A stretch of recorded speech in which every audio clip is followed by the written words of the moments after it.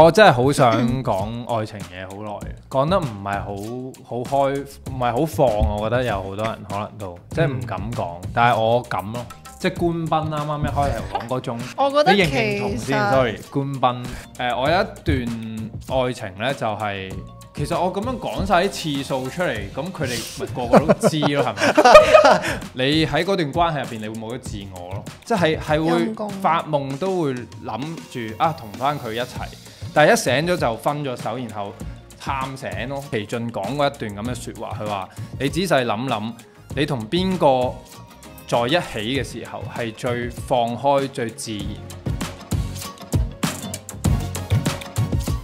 Hello， 如果話你知愛可以學，你哋會花幾多時間去自修呢？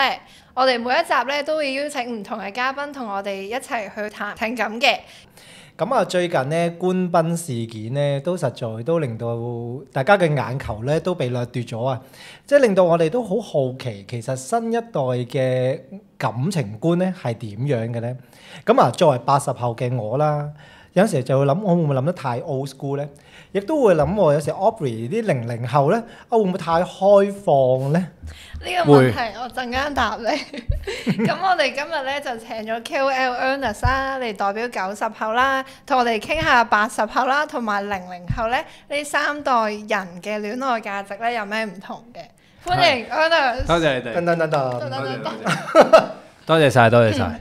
好啊，咁啊 Ernest， 不如你介紹下你自己先啦。係，我係試當真嘅 Ernest， 大家好 ，AKA Ern 九。咁我今年係會出歌㗎，咁應該會可以由你啱啱所講嘅 KOL 啦，睇下可唔可以演變成為一個歌手咁樣。咁啊，多謝 Ernest 咧，作為即係90後嘅代表 ，Yes， 嚟參與我哋呢個 chit chat 啦。多謝你哋，多謝你哋。係，唔係我真係好想講愛情嘢好耐嘅，因為講得唔係好開，唔係好放。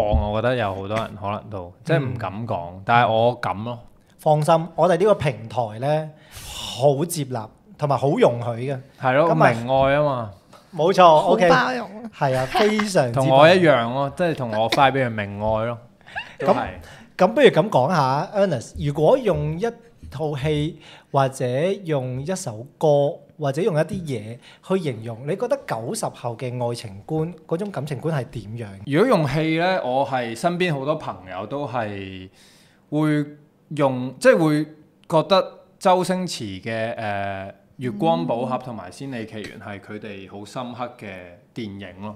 因為我諗可能佢係首先一啦，就係本身周星馳好搞笑，但係原來你會見到周星馳孫悟空喺呢一個故事入邊嘅時候，原來佢個 main 嗰條線係講愛情嘅，而佢得唔到佢即係我覺得愛情嗰個遺憾就係你永遠好想要，但係你得唔到，而嗰個遺憾美係我覺得睇愛情片嘅時候我自己好中意嘅。咁而咁啱我身邊嘅朋友佢哋都係會不約而同好中意至尊寶呢個角色咯，即係例如嘉琪啊，或者係甚至 Novel Fergus 佢寫歌，佢有首歌都叫至尊寶啊，即係好多同輩嘅朋友都係一定會諗起紫霞咯，或者即係心目中究竟咩角色女仔你係會好中意嘅咧？喺愛情入邊，咁紫霞就係一個我90後嘅愛情觀入邊，可能即係我哋其實可能將愛情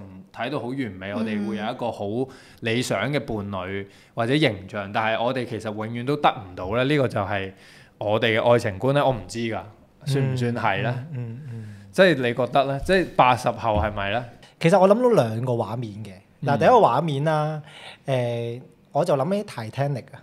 哦，係喎，係啦，嗰個史詩式嘅一種喎，嗰種嘅感覺咧就係覺得喺呢個愛嘅世界裏邊咧，有陣時候都係有嗰種咧未必能夠得到，但係你就會咧真係好深刻咁存在過喺個心裏邊嘅。就算可能個狀況係最後嗰個結果未必係最好啦，但係只要你出現過咧，嗰種愛嘅嗰種感覺咧都係好有嗰個畫面，或者你去到老啦，即佢都係一世喺度咁樣咯。至死不渝啲咯，即係咪對於你嚟講愛情嗰個感覺？同埋頭先你講過咧，令我諗起另一個同你講個 vibe 咧都有啲似嘅。細細粒啊！唔係嗰個細細粒啊，係啦，係嗰個細細粒，係嘅。係啦，即係講緊啊浩南哥同埋細細粒，哇，仲慘添啦嗰個，係啦，即係嗰個狀況咯，嗰種愛情咯，即係可能此時此刻咁樣。咦，我又想聽下00後嘅 Aubrey。係，咁我嘅經驗咧就係冇你哋一種咁深刻或者史詩式啦，或者係嗰種好 serious 嘅態度去，即係個價值唔係未必係咁壯烈嘅。咁對於我嚟講咧，影響我愛情價值咧，反而係一啲同90後有啲相似嘅，都係會係一啲講緣分嘅一啲價值。咁咧我就會攞我嘅細個會成日睇嘅幾米出嚟做一個 reference，有冇睇過？我聽過幾米咯。係，咁咧我細個就好中意睇呢個嘅關於情感嘅，就係向左走向右走。咁裏面咧係冇乜字嘅，係插畫嚟嘅。咁就講一個男仔一個女仔啦，咁佢哋向左走向右走，之後各自做自己啦，好獨立啦，之後到最後去到一個位，佢哋先淡淡咁相遇咯。但係我都覺得係升到你哋所講嘅嗰種緣分。但係又唔係話去到好深刻或者係好史詩式嘅，係比較日常啲嘅。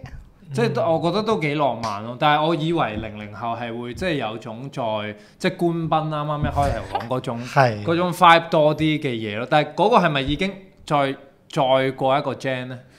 我覺得我覺得你認唔認同先 ？sorry， 官賓即係呢個00後，即係話呢一種。我係唔贊同咁樣做嘅。你一定要咁講，我知啊。其實你冇理由話贊同啊。但係我都贊同識朋友嘅。咁始終依家 social media 啦，或者係多咗途徑去識唔同嘅人啦。咁其實係一件好事嚟嘅。你識得多啲人。咁你獲得嘅生活體驗又多啲，但係裡面嘅一啲舉動啦，或者係你用咩嘅行為去表達一啲情緒啊，或者一啲感情呢，咁唔係全部都贊同咯。咁我哋又講下好 practical 啦。咁你進入一段關係裏邊呢，其實你哋會點睇？即係譬如可能喺即係你哋進入一段關係啦，感情裏邊，唔知90後同埋00後又會點樣嘅呢？點樣啊？諗下先。其實我會以我自己經歷嚟講，佢係好順其自然咯。即係咩為之唔順其自然呢？我就覺得可能係用交友 app 就好唔順其自然，但係我會覺得都冇辦法嘅，因為呢嗰個順其自然對於我嚟講就係你讀書嘅時候，佢有一個約定俗成嘅環境俾你去就係男女校有女仔嘅時候，或者唔係男女校。都好啦，佢都係一個社會嘅縮影啦。咁你喺入邊嘅時候，你就係好近，會同好多人接觸啊嘛。咁你自然就會有愛情嘅發生咯。即係你中意一個人啊，對一個人有好感啊，佢幫過你啊，佢係你朋友都好，即係點都會透過呢種社會嘅縮影去發生咯。咁所以喺我嘅經驗嚟講，就係我讀書嘅時候就都有拍過拖啊，就係好順其自然哦。呢排同呢個人 friend 啲嘅，咁我咪同佢即係可能慢慢了解下，睇下啱唔啱，跟住咪拍拖。咁但係唔多嘅，唔係好多嘅，係都 puppy love 都有試過。跟住唔知乜嘢係拍拖啦，但係身邊啲 friend 都拍晒拖咁樣啦，就係好自然發生嘅。跟風喎，呢個係跟風拍拖。唔係跟風嘅，唔係跟風。我就係想話我跟唔到啊，因為咧我想試下啦，學佢哋咁樣啊，即係究竟係咪可以隨時都拍到拖咧？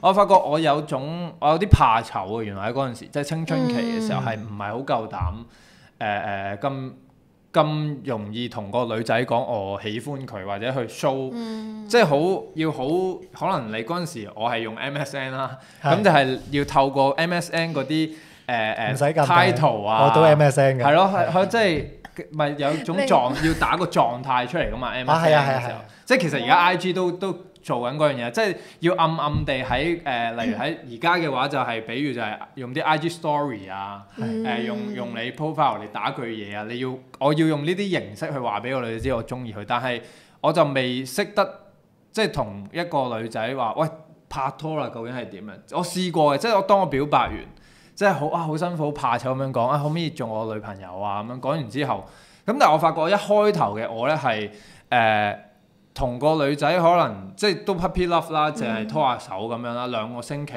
左右我就會突然之間覺得我好似唔係真係好中意呢個女仔咁喎。究竟係咩嚟嘅？即係愛情呢樣嘢係咩嚟？即係對於我嚟講係嗰陣時係一個咁嘅階段，可能直至到2-3次exactly repeat 咗就係同一個女仔表白，跟住佢又對我表白，係互相中意嘅。咁但係又 puppy love 咗2個星期之後，我又會即係就係我好似又唔係好中意佢。咁我其實好 suffer，因為個女仔會覺得你咪玩嘢啊，大佬！即係次次都係咁，即係我都自己覺得死啦，會唔會？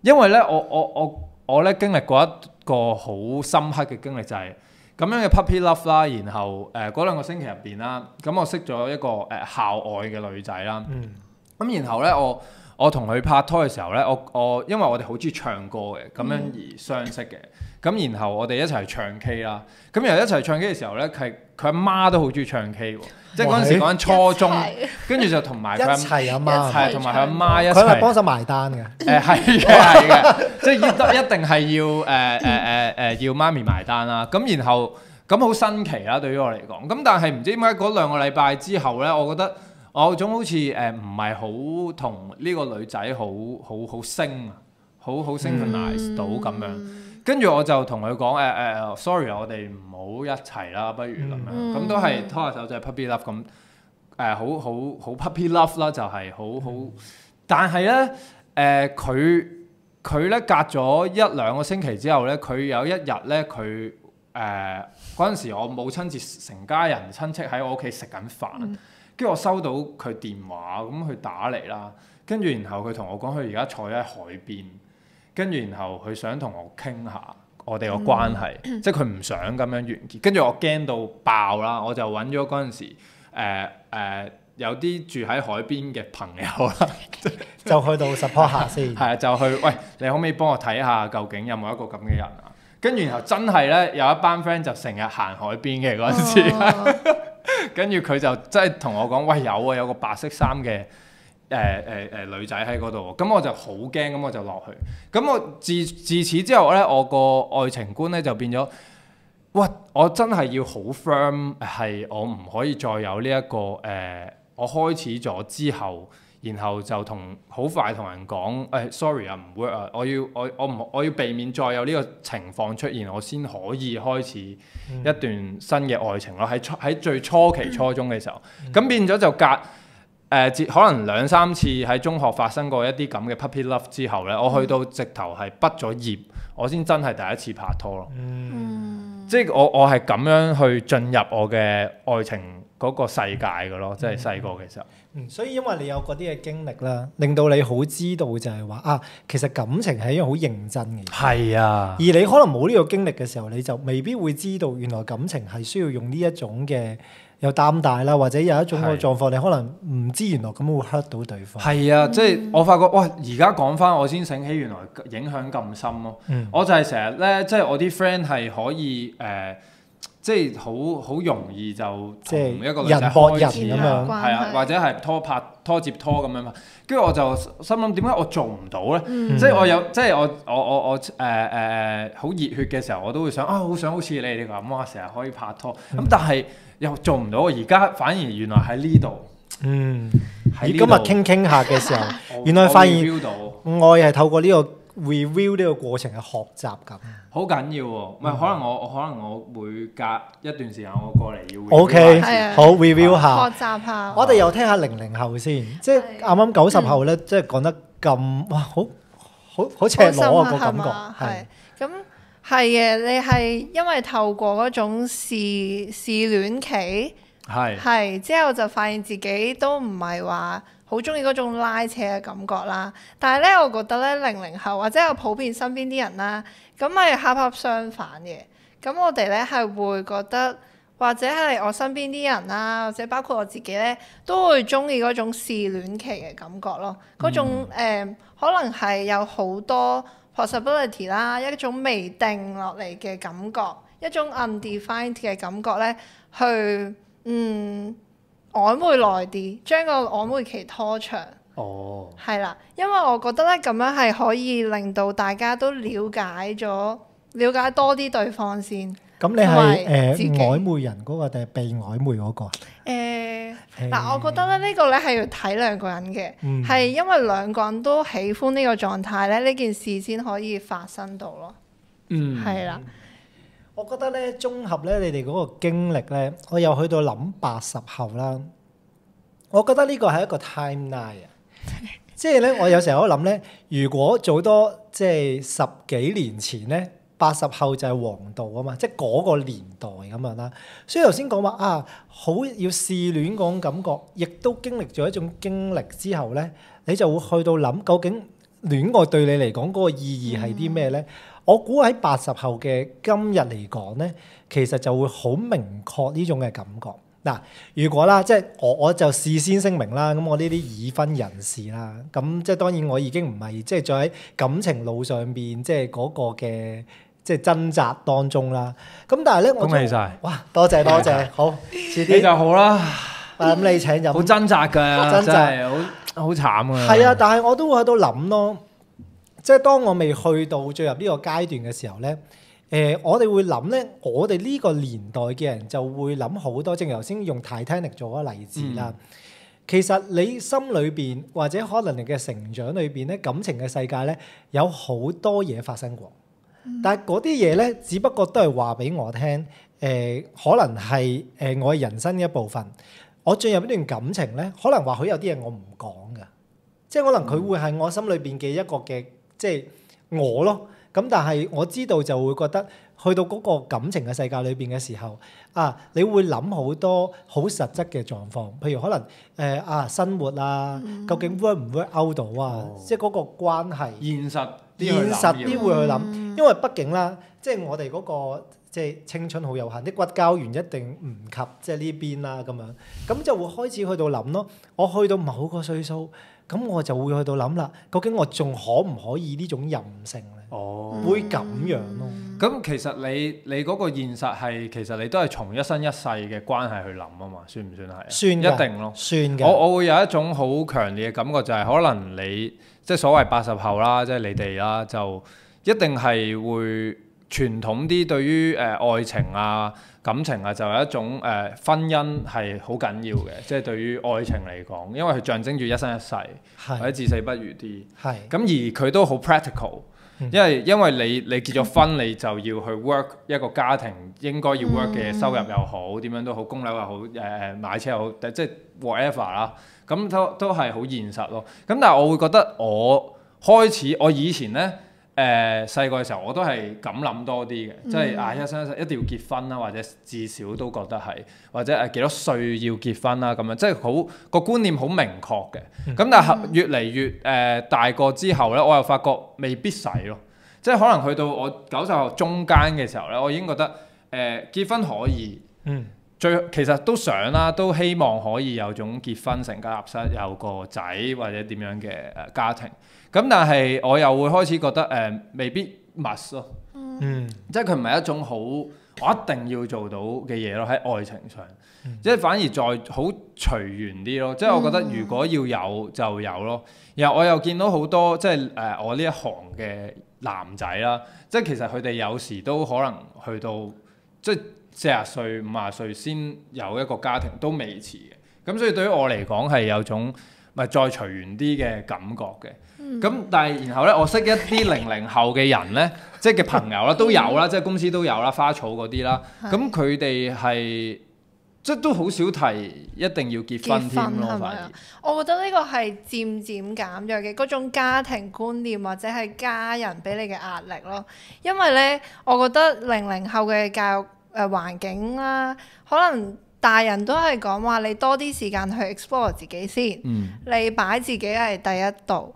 咁你拍拖啊，或者係建立家庭呢啲咧，已經相對嚟講已經冇俾壓力你，覺得你可以慢慢啦，冇嘥咗你自己嘅時間去做你中意做嘅嘢。而我覺得呢樣嘢咧，都係令到點解00後會多咗好多個人主義，即係覺得係我啱傾，你啱傾，我先同你一齊，會追求嗰種靈魂伴侶嘅相處 ，rather than 係我要揾一個有責任心嘅人結婚生仔之後組織家庭咁樣按住個 social norms 去發展落去咯。但我覺得呢樣嘢90後應該都係類似嘅，係咪咧？一半一半咯，就係啱啱好，我感覺到嗰種喺中間嘅感覺咯。因為我 exactly 我就係經歷過我好想結婚生仔，但係我到而家我覺得又唔一定要，我就係嗰一半一半咯，即係係個人選擇嚟嘅。咁而我身邊嘅朋友事實上都係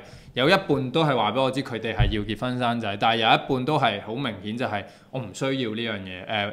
其實唔使靠，即係佢哋會覺得一段感情係唔需要靠一個結婚證書去令佢變成一生一世。如果我哋 work 嘅話，我哋自然會一生一世咁樣去諗嘅都有，就係都係好一半一半咯，個感覺係。或者你結婚已經變咗一種儀式咯，而唔係一定要做嘅事。係啊，呢個都係好麻煩。所以咧，我聽到其實即係好似有少少唔一樣嗰個位咧，就係譬如可能講90後啦，或者00後咧，其實好強調嗰個 expressive 嘅生活模式啊。即係譬如可能好需要表達，好需要表態自己嘅一啲嘅裏邊嘅立場，一啲嘅感覺。special 咯，同埋你哋好中意飲 special，冇錯。OK， 係啦。咁所以咧，其實真係講緊個狀況咧，好多時候，譬如喺呢個嘅感情嘅世界裏邊咧，真係會好強調個狀況，就係話我究竟點樣升到嗰個人？我同嗰個人咧係咪 soulmate多過咧係咪 partner？即係呢個狀況，即係而可能我哋80後個經歷個狀況就係話我哋好多時候就會諗點樣經營嗰個屋企，或者經營一段關係多啲咯。咁所以我頭先聽到咧，呢個就係好似有少少分別。嗱咁咧，我哋都會去到諗啦，即係其實戀愛啦、拍拖啦，都同成家立室都好有關係。即係當頭先都有講過，可能話究竟拍拖我係咪一定要結婚啦？咁我又再諗到一樣嘢喎，即係如果當結婚啦呢一樣嘢嘅議題開始提出嚟嘅時候，會唔會都同係咪要做父母生小朋友都會扯上一個關係咧？都想聽下90後同埋00後嘅代表。我今次想聽你講先喎，即係你最細個啊嘛。係咯。我覺得係毫無關係嘅。係咯，所以最細個。因為我覺得咧，結婚係我對你嘅關係一種確立，之後然後做父母就係我哋關係裡面我想要有一種責任去 commit 嘅，我哋兩方都想要一齊去付出嘅一個種子咯。對於我嚟講，但係因為我經驗太少啦，所以對於我嚟講咧，好遙不可及啊，所以我就你會唔會想生小朋友㗎？但係我覺得我仲係小朋友。你未諗到呢樣嘢，係都係，或者冇呢個能力，唔好呃自己啦。係，我覺得我自己未有呢個能力咯，但係就會覺得如果我係可能10年啦、20年之後，即係80、90後啦，你哋有能力嘅時候，你哋都會唔會覺得你結婚就係想要有一個家咯？結婚係咪等於一定要有小朋友？我覺得係唔一定咯。但係如果我自己結婚，我係會想有小朋友咯。但係我係覺得佢係唔一定嘅，因為真係即係 I mean 結婚唔一定係要有小朋友，但係我自己嚟講係要，即係我會想啫。因為我太中意小朋友啦，即係我覺得因為都同我童年有關。因為我細個，我覺得我冇乜俾父母，我攞唔到嗰種愛，咁我就好想去俾我下一代俾到咯。咁所以因為我覺得結婚佢好多，佢代表住太多嘢啦。因為結婚佢可以係我阿爺阿嫲想我結婚咯，或者結婚係可以係個我另一半好冇安全感，然後佢需要一啲形式上嘅嘢去代表住呢段關係咯。咁但係佢唔 exactly 代表住我係一定要有小朋友呢樣嘢咯。即係結婚對於我嚟講係一件咁嘅事咯。如果80後咧，我覺得咧都有啲極端嘅。我覺得80後嗰個狀況咧係你係會做一個好明確嘅決定，我一係就好想要，我一係就好唔要。唔係講廢話嚇，真係嘅。因為我諗可能真係講緊身體嘅條件啦，即係你究竟係你覺得你生唔生到？如果你覺得你要生咧，你點樣都會生。我諗受著到傳統諗個狀況就係我結得婚，我有我嘅下一代，其實好似係將我呢個關係咧，好似再完整同埋再深化咯。我多咗身邊啲人咧講開呢個問題咧，大家就會講話第時養貓或者狗咧都可以即係 replace 到呢個空缺，即係嗰種成家嘅感覺。哦，係啊，係我有啲朋友都係咁。佢唔想生小朋友，但係佢會養寵物咯。即係將嗰種愛擺喺個寵物嗰度，都係一個仔女咯，都係佢哋。嗱，咁啊頭先都有講啦，即係過去拍過拖啦。嗱，大家一定有經歷過分手呢個狀況啦。嗰陣時候個心態其實係點樣嘅？痛苦。諗起你一提就痛苦，係咪啊？係好痛苦啊！分手係 express 要飲杯 expressive 先出可以嚟，係啦。係痛苦喎分手，因為可能就係即係承接翻我點樣進入愛情嗰啲經驗啦，咁令到我睇呢樣嘢就好緊要啊嘛。咁到我真係第一次拍拖，我就係話係中學之後啦。咁就係大專時期咁啊反而都係識翻，即係同翻一個中學嘅師妹拍拖。咁然後呢，但係我哋拍咗半年拖我就俾佢飛咗啦。咁我覺得係好癲嘅一個經歷嚟嘅，因為咧我第一次拍拖咧，我拍拖1個月咧，我就帶咗去食團年飯啦，即係年頭，即係我睇呢樣嘢睇到好重。你好 task 喎，好咩啊？好 task 即係咩啊？即係好目標啊！你好想俾屋企人認識佢。係啊，我係一個好 I'm family man。即係暖男咯，即係本身啦，而家唔知係咪？唔怪之咁熱啦，其實我都除咗件褸嘅。除咯，可能要除啊，陣間會越講越熱。OK，好。係咁，我就即係第一個月我就帶咗去俾我阿爺阿嫲嗰啲團年飯，即係所有人認識啦。即係我係一個伴侶，我就好想話俾我屋企人知，喂，我係好認真嘅，即係佢就係我女朋友啦咁樣。咁我覺得對於我嘅伴侶嚟講，即係都俾咗一個好重視佢嘅感覺佢，咁即係就係咁認真咯。即係當時咁，但係咧，我懷疑係我有啲嘢講錯咗，即係喺段説話第一次拍拖，我個人就講嘢比較直嘅，咁可能係一個累積 around 半年左右，或者一啲我哋想要嘅嘢，佢想要嘅嘢我俾唔到佢，咁你去到半年左右咧，就突然之間咧。好奇怪嘅就係喺分手前日，即係分手嘅2日前，咁我哋仲傾緊電話咧，就係話佢就讚我話，因為我見過佢媽咪，佢話喂我媽咪讚你好好啊，佢冇讚過我其他男朋友㗎咁樣，即係嗰個女仔咁樣同我講，佢話哇好開心啦，咁即係佢咁樣同我講係即係代表住我哋嘅關係係好穩固啦，好 stable 啦，同埋印象好好啦，係印象好好啦。跟住但係2日後，佢同我講分手咯。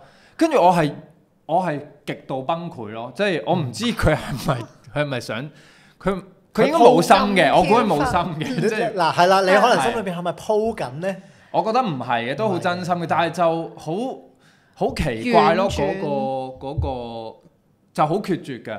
跟住但係後嚟我諗。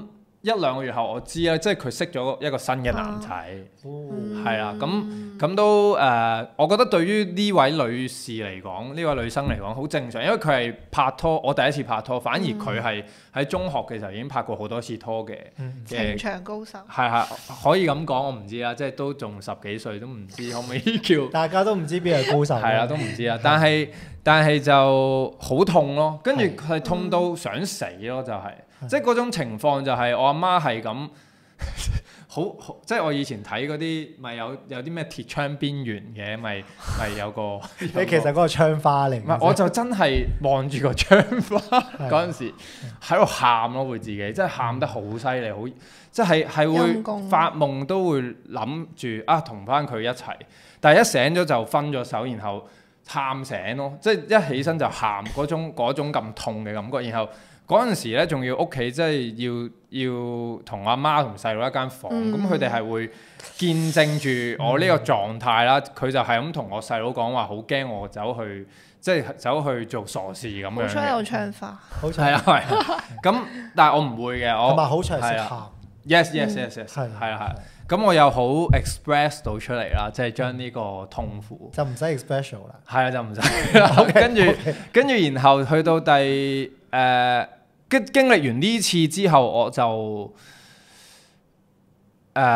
即係都好想下一次去彌補翻第一次，會唔會係有啲嘢我做得唔好啊嘅錯，咁去繼續去 work on 我之後嘅戀情咯。咁但係其實都每次分手都好痛咯。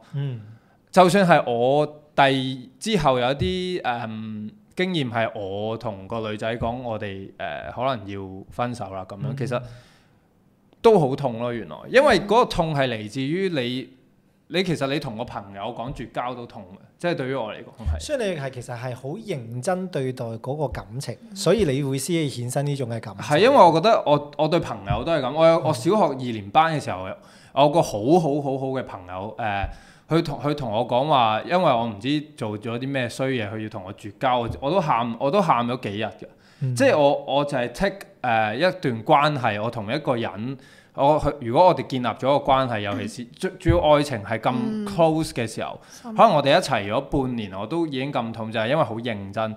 咁後嚟都 at least 2年啊，即係一段好長嘅時間嘅拖嘅時候，咁我覺得就算係我開口，我同個女仔講話，我哋唔夾定點樣都好，我都係 suffer 咗一段好長嘅時間，就係嗰啲回憶好難，你就咁話喂分手啦就可以掉走晒。咁拍拖裏面啦，你經歷咗一啲咁情感上面即係受傷啦，咁你會唔會覺得另外一方面你都係有嘢 learn 到，即係有嘢 take 到呢？我經歷完嗰種最痛苦嘅時候呢，我就會即係試下用呢種痛苦，因為佢係一個好強嘅力量。例如有一次其實個個都係你掃 IG 啊、Threads 啊，好多 reels 都有講，就係做 gym，即係其中一樣嘢，你揾一樣嘢。同埋呢個係我阿媽教我嘅，我阿媽好睇住我，佢好驚我喺愛情度有 suffer。又係窗花度喊。係啊，佢係好驚，咁佢就首先我阿媽嘅建議就好有用，佢就係叫我俾自己好忙。咁當我哋唔係一有時間就諗㗎啦，因為嗰個分手係痛，所以要令自己係咁有啲嘢做，咁然後你就會 focus 做好你嗰樣嘢咯。其實你一定會㗎，例如你做返工嘅時候，咁你或者係你 work 緊一啲你 school project 嘅時候，咁你一定要做嘢㗎嘛。咁你 keep 住好專心做緊你做當下要做嘅嘢咧，咁你一定係唔會諗嘅。咁呢個係一啦。咁然後如果你叻仔啲啦，你就可以再做得好啲添，因為佢其實我覺得情緒係一個力量嚟嘅，即係對於我嚟講，佢係會俾好多energy 或者動力我去嗰下，我其實我做到好多嘢。我做 gym 啦，咁我操到我即係人生操到第一次可以有線條咯，即係個身體。然後我係好 enjoy 嗰種，我每一日就係朝早我會8點起身啊，即係一好傷痛嘅時候。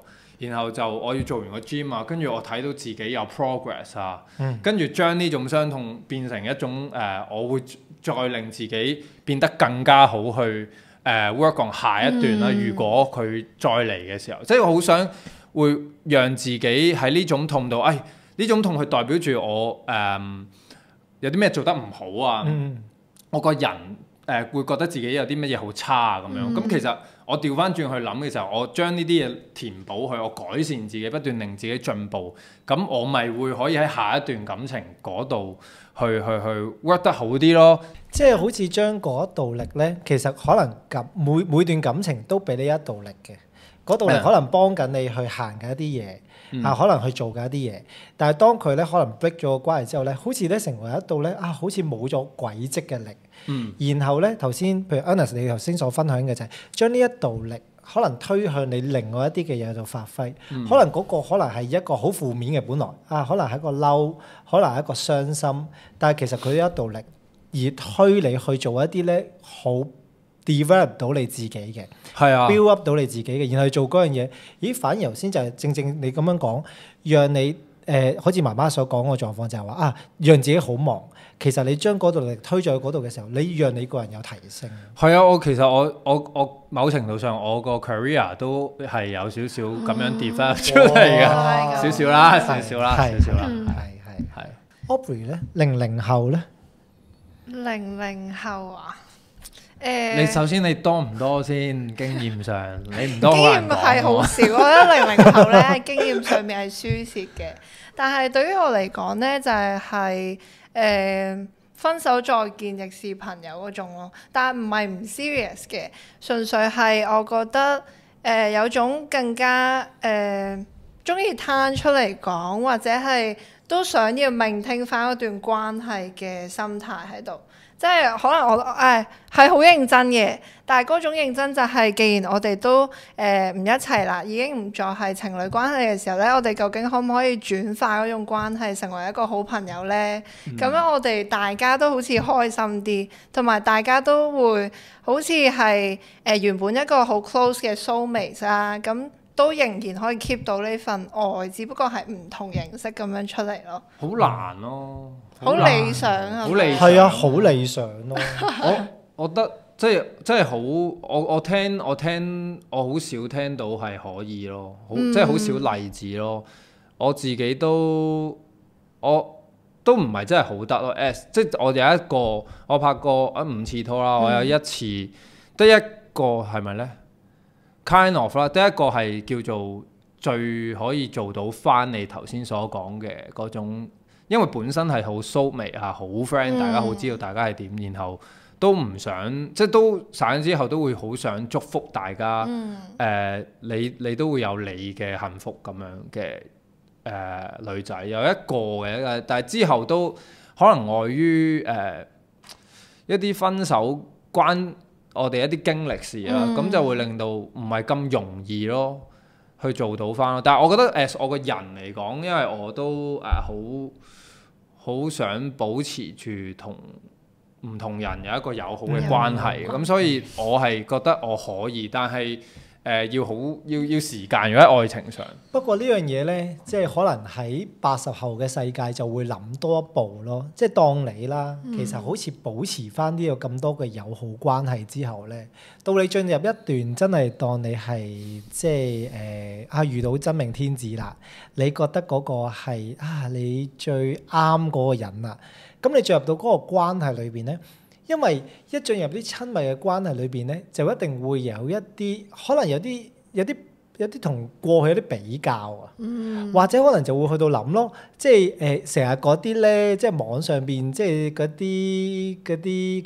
啲咧即係嗰啲情感但係嗰啲情感嘅 conflict， 即係哇兩難嗰啲就話。你個80唔係你個前度啊，即係同你講話今晚佢有啲嘢想揾你幫手，跟住之後咧你就點同你嘅另一半講，哇我前度幫手，究竟你出去定唔出去？即係嗰啲咧，你就會心裏邊有好多啲狀況。譬如舉個例，即係你知㗎啦，即係如果你多戀愛關係嘅時候。你好不其然多戀愛關係真係好多個，唔係多次經歷過㗎，即係譬如你有好多戀愛遺物㗎嘛，而你嗰啲遺物咧，你放咗喺度之後咧，你突然之間攞翻出嚟咧，你嗰個哇潘朵拉的盒子嚟嘅，一打開咗咧，其實係咧釋放咗好多嘢出嚟㗎嘛，而你釋放嗰樣嘢，你係咪真係好 welcome 俾你？即係而家呢個另一半去見到，而佢見到嘅時候，其實佢點樣咧？你會喺當中，你就會去即係會好清晰嘅，就係對自己個狀況就係話其實究竟呢樣嘢同我而家嘅關係有啲咩狀況？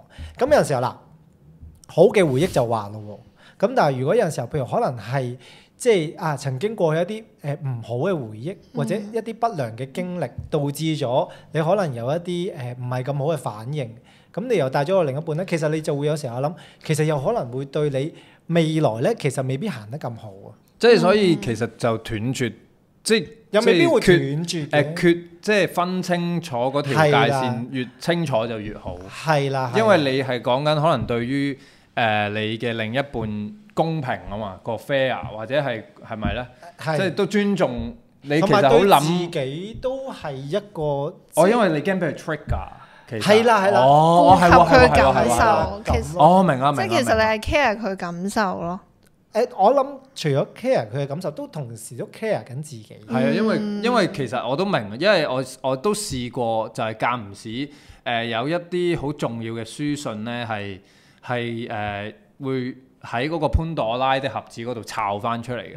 其實每次一摷翻都係眼濕濕或者會就係喊咯，就係會即係唔係代表住唔你未必捨得。係啦，未必係唔捨得。係啊係啦，但係就係嗰段感情好真摯咯，大家原來咁樣咁真誠地對過大家講一段咁好嘅説話，咁你就會被 trigger 到嘅時候，咁如果你睇嘅時候，咁我當我結咗婚，我老婆喺度望住我，喺度攞住個 XD 喺度行，即係咁我就算我咁樣同好照板煮碗，好似頭先咁同佢講唔係啊，我真係 trigger 到好，真係嗰啲真嗱，實李生嗰啲嗱，老婆，對話嚟嘅我冇呢啲嘢㗎嚇，即係我只不過代表80後去講呢啲嘢嘅。佢冇啊，佢真係冇啊！係我知我真係冇阿我 Jo 知阿 Jo 係 clean 真係，但係我未必，即係我就係好難可以同佢講完，然後哇，老婆一定係會嬲咯，或者我唔嬲都唔開心咯，即係都明嘅。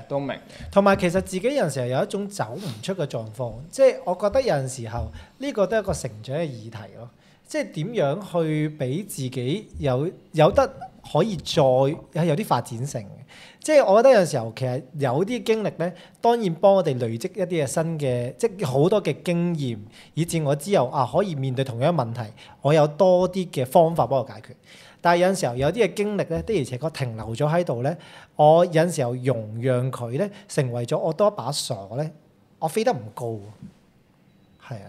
即係你講你嘅經歷會令到你有心結，直頭佢講飛得唔高添啊！即係可能係令到你個人好抽冇咁象唔係80後，冇咁好抽放象係啦，80後係啦。咁其實我真係覺得係一個都好傳統嘅大人嘅感覺咯。係咪啊？我嘅感覺係我攞咗成人身份證啦，係大人攞咗，你攞到我都係大人咯攞到，但係係我差啲攞唔到噶啦，其實。唔係即係因為我會覺得係嗰個 burden 啊嘛，你講緊嗰個，但係我中間咁樣，我覺得你哋就冇咩 burden，唔好要 burden，即係我哋有班長你嘅，哋係用但冇你哋 burden 係啦，我覺得你直頭係 burden 已經係我生命嘅一部分嗰種感覺。我係覺得我有嘅，我有都係咯，就係嗰個中間。我有 burden，但係我清楚我要踢走呢啲 burden，我先去做到一啲，即係我先飛到咯。係啊係。就係學你咁講。係啦，冇錯。我係好需要自己可以飛到嘅，咁所以我唔會容讓呢種分手後嘅 burden 去令我即係會阻礙到我繼續 move on。我係永遠都唔會去追，即係唔係應該係話試過。我應該而家從某一段關係開始我就冇就係初戀開始。初戀咧，我咪話我頭先好金嘅半年後，我就追翻佢。我追佢咧好癲，我去翻過我哋去過晒嘅所有地方度影相啦，跟住整本簿啦，我就由 day 1整到 day 20零日開始，我就發現佢已經識咗一個新嘅男仔啦。咁但係我即係我心諗我整咗咯，咁我又好想追翻你咯，但係我又知你已經即係有一個新開始喎。我咁冇理由擺喺度噶嘛，咁我 at least 我都想俾佢睇下，咁都送咗嗰本嘢俾佢。咁但係自從呢次之後，我就覺得呢個行為好低能，即係我容讓唔到我再有一種咁樣嘅時光。咁我之後咧，我一分手我都唔會再追翻個 ex 咯，係咯，即係然後我就做到啱啱我所講，我唔要呢啲 burden，我要 move on 咯。你要飛，係啊，呢個問題咧，令我都去到諗咧，即係我哋都成日講啊，其實而家咧見到好多啲關係好 toxic 啊，即係好似好有毒啊，即係好糾纏啊嗰啲嘅狀況啊。其實頭先啦，即係聽阿 Ernest 你咁樣講啦。嗱呢一個咧，可能係你其中嘅一個好深嘅經歷，而你頭先話好低能嗰種感覺啦。有冇覺得如果你話譬如即係好 toxic 嘅關係，有冇一啲咁樣嘅經歷？ toxic，因為其實咧，我開始你哋就有份嘢，我就都睇下究竟會 go through 緊啲乜嘢咁嘛。咁我就去到見到啲 toxic 嗰 part 嘅時候，我都 search 乜嘢係 toxic relationship 咩嚟嘅咧？即係我懷疑我未經歷過，即係我聽得多好多身邊嘅人講，咁我就發覺啦，後尾我見到啲文啦，我就定義咗嘅，即係對於我嚟講，應該就係你喺嗰段關係入邊，你會冇咗自我咯。就係好 toxic 咯，即係全然付出又好，或者我唔知啊，即係就係冇咗自我，地不斷地去可能 fulfill 對方想要嘅嘢啊，而你覺得嗰個 fulfillment 就係你嘅一切啊，反而對方先係你嘅一切啊，咁呢種就好 toxic。我就我覺得我最 toxic 嘅所謂 toxic 啲啦，其實都唔算嘅，只不過就係我有一段愛情咧，就係其實我咁樣講晒啲次數出嚟，咁佢哋咪個個都知咯，係咪？我而家先諗起喎，冇所謂啊，我哋冇所謂，但係冇所謂嘅。佢個 friend 嗰啲經歷嚟㗎，其實係喎，點解係喎？諗下，你係講90後啊嘛，你都唔係講淨係零。我就係太透明咯，我個人。咁先冇 burden 啊嘛。我就冇 burden 咯，咁 true 咯，係。但係 OK 嘅，OK，我突然間咦？係喎，好似係喎。總之我有一段啦，我今次唔講次數。係啦，唔知邊段，唔知邊段咯。係，總之有一段啦，就係我會感覺到我最冇咗自己，而嗰個分手原因都係我覺得我好似我好似俾佢 lead 得太犀利，去到即係都幾年時間地我去到一啲位，我會覺得我好似我做每一樣嘢都好似係要感覺上要你認同我先會覺得自己做得啱，即係我會有一種咁嘅感覺。但係佢唔係有心，即係佢唔係有心嘅喺呢段關係度，係可能係純粹我哋相處耐咗潛移默化，即係逐漸地我就察覺到，咦？我好似喺呢段關係度，我冇乜自己喎，我好似係俾佢影響得好多。如果我係直頭去到嗰一刻，點解我講分手呢？就係我覺得，如果我唔講，我好似淨係得講分手先可以擺脫到一種另一半嘅對我嘅枷鎖，咁樣嘅諗法咯。跟住我就決斷地即係同佢講。我哋要分開咯，咁然後佢好 sad 啦，但後嚟我都即係我當刻我唔 sad 啦，佢好憎我啦嗰一刻，但係後嚟我都好 sad 咯，即係我都可能要用咗 around 半年至1年時間先可以擺脫到即係就算我去講分手都好咯，咁我會覺得最所謂冇咗自己，對於我嚟講嘅個人經歷就係咁樣，而我嘅選擇就係我一定係就係我會覺得價值觀唔啱，我就會分開咯，係咯，好黯然點一講呢啲就真係都辛苦，辛苦係，即係就算我諗都係嘅，即係譬如講緊呢個，始終我覺得係我哋嘅人生嘅一部分。即係其實佢都係代表緊你某一個時段，而嗰個時段我又唔可以攞走佢。正正就係呢啲湊埋咧，先至湊成我哋今日嘅呢個自己。係啊。咁你哋咧？你哋 toxic， 你哋有冇啲好 toxic 嘅關係㗎？其實我覺得我估你都即係好穩定啊，好穩定，唔多食，係好 healthy， 係好 healthy 啊 ，healthy relationship。以前啊，以前拍拖嘅時候，或者咁講啊，其實咧同 Ernest 講嗰個感覺都好似嘅，就係咧即係咧當去到諗咧，即係譬如可能呢一個嘅戀愛呢一樣嘢咧，可能代表我呢個年紀咧，我哋嗰陣時咧其實有一種感覺就係覺得。都會有一啲似00後嘅，就係你會好追求嗰個嘅過程，而我未必要嗰個結果。其實咧頭先講得好好聽。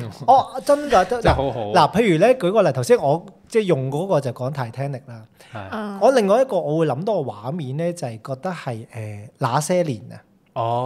哇！你係一個好浪漫嘅人喎，我 feel 到。係咪啊？係咯，都自覺都係，我 feel 到即係我照親鏡都俾自己浪漫親，係 OK 嘅。咁慘啲喎，好難出門口喎。即係平時唔好怪我平時遲翻，其實係有原因。哦，知道晒，大家知道晒呢度。OK，因為咧，其實就會講嗰樣嘢就係話啊，你喺嗰個過程裏邊咧，你好投入於愛嗰種感覺啊。嗯即係譬如咧，嗱那些年大家都知啦，就係話啊，嗰個狀況係有一個女神，其實個個都中意嘅，個個都中意過添嘅。跟住之後咧，你咧到你真係覺得中意啦，啊已經好行到好近啦，好有好感啦，咁咧都會覺得咧，即係你唔會想 break 嗰個關係，而你其實繼續停喺嗰個感覺度。嗯。係啦，會有呢種感覺咯。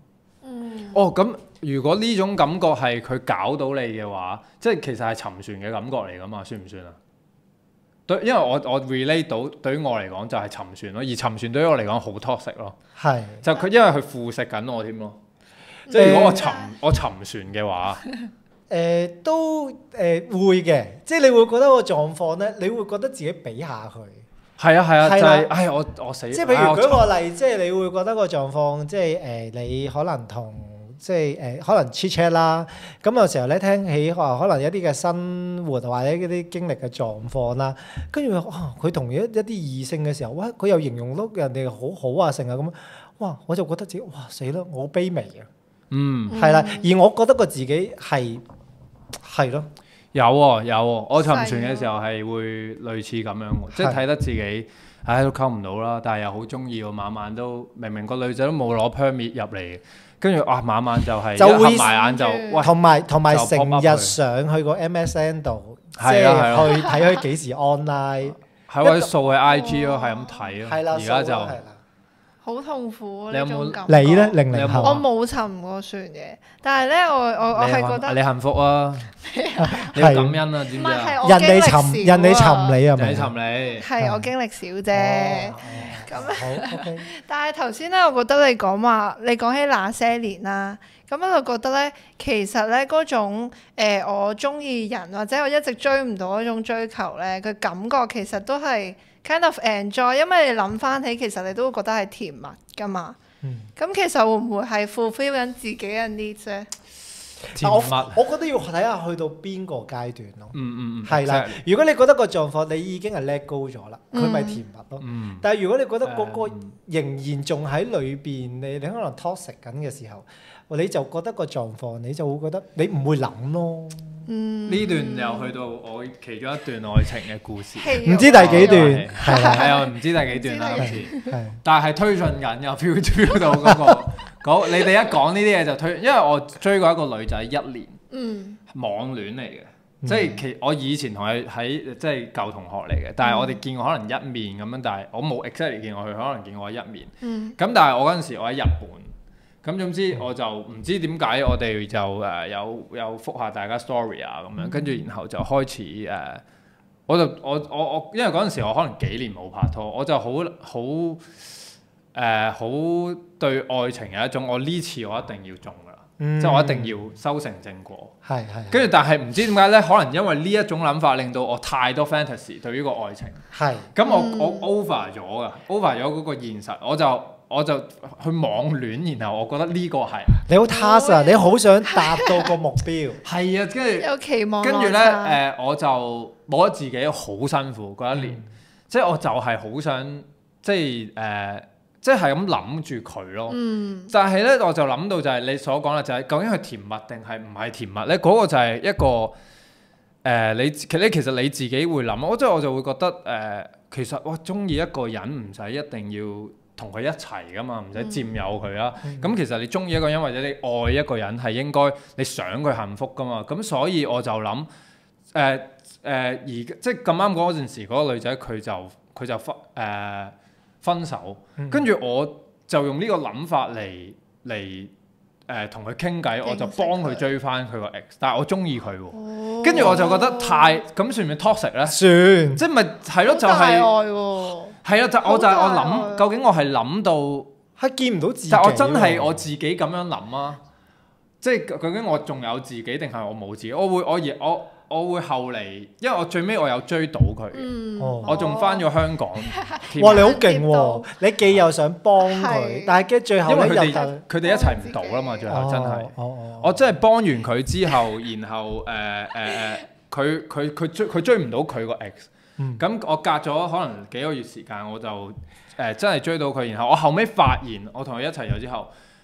係 fantasy 嚟嘅咯，嗰啲即係原來現實係有好多好多落差，我真係 task 咯，你講得啱。咁我覺得哇好toxic咯呢個，對於我嚟講，我唔會再係咁樣咯。所以咧，其實我一路聽到咧，即係頭先我哋咧嗱，80後、90後、00後啦，哇好精彩嘅分享。而我諗喺呢個位上邊咧，我哋會見到一個狀況，其實有陣時候一個關係上邊，我哋都幾需要有一個嘅自我意識。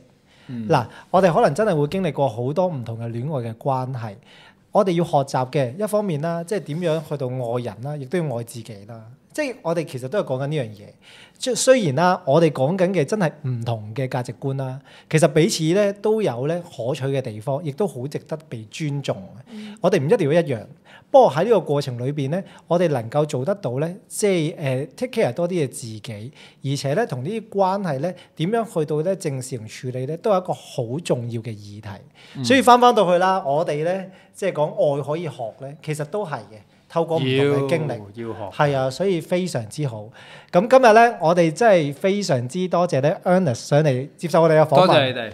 多謝你，我好開心。用一個我 save 咗嘅 quote 嚟去 run up 我哋呢一個 chat 好冇？ OK 好。因為咧你咩係愛啊嘛？其實即係我哋其實某程度上都喺度講。咁我間唔少會 save 低一啲 quote 咧，係去即係如果有啲嘢係關於感情啊、愛啊，我都會 save 低嘅。咁我最近 save 咗一個咧係喺 Threads 嗰度嘅。咁然後咧，Threads 都有好多，唔係淨係得八卦嘢嘅，有好多呢啲好有營好有營養。咁呢個 Threads 就話宮崎駿講過一段咁嘅説話，佢話你仔細諗諗，你同邊個在一起嘅時候係最放開、最自然、最舒服，又毫無顧忌，可以做翻最真實嘅你咧？咁樣即係有咁嘅 quote。咁然後咧，佢呢度就 refer 就係阿德勒嘅心理學都提過，當一個人同另一個人喺埋一齊嘅時候，有一種無拘無束嘅感覺咧，呢一種感覺就係愛咯。咁我會覺得可能喺呢兩位嘅即係好偉大人物入邊，佢不約而同都講緊。我以為你講我哋呢兩位。呢兩位都係嘅，都係。然後咧，即係不約而同都講緊就係愛。就係唔可以冇咗自己咯，即係就係如果邊個人可以，我哋喺同嗰個人喺埋一齊嘅時候，我哋可以做翻一個最舒服，唔使去介意去點諗，我係一個點樣嘅人嘅最放得開嘅嗰個自己，我會覺得嗰個關係佢已經有愛喺度咯，而唔係應該去 fulfill緊人哋對你嘅認同。好同意，所以真實嘅愛係一份良藥啦，即係幫我哋去成就更好嘅自己。多謝你哋，多謝你，多謝你。